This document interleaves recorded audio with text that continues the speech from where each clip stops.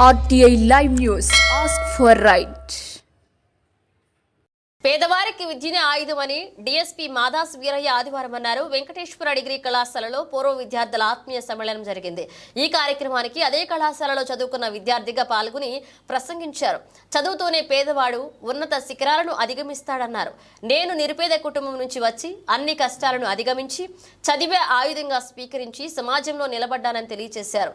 అనంతరం ప్రముఖ పారిశ్రామికవేత్త బిల్డర్ పోరెడ్డి పవన్ కుమార్ రెడ్డి మాట్లాడుతూ నేను చదువుకున్న కళాశాల 1993-96 బ్యాచ్ ఎదుగుదలను కొనియాడారు.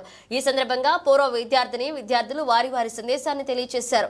ఈ కార్యక్రమంలో గిరిబాబు, ఎస్ వెంకటయ్య, చెరుకు శ్రీనివాస్, జగన్మోహన్ రెడ్డి, గోవిందారావు, ఖలీల్, రవికుమార్, సునీత, శ్రామరాజ్యలక్ష్మి, సరస్వతి, మీనాక్షి, కిరణ్మయ్ పాల్గొన్నారు. అనంతరం అధ్యాపకులకు శాలువాలు కప్పి పుష్పగుచ్చాలతో సన్మాన కార్యక్రమాన్ని నిర్వహించారు.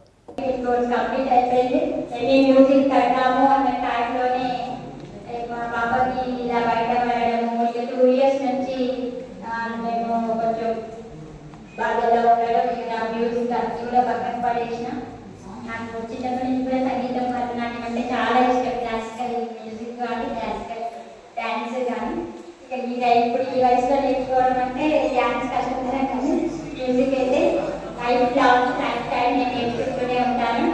మా గురువు గారు నల్లారి చెప్పేవారు. జాయిన్ అయింది కానిస్టేబుల్ ఉద్యోగం జాయిన్ అయింది 94లో. హాఫ్లో నేను ట్రైనింగ్ వెళ్ళాను.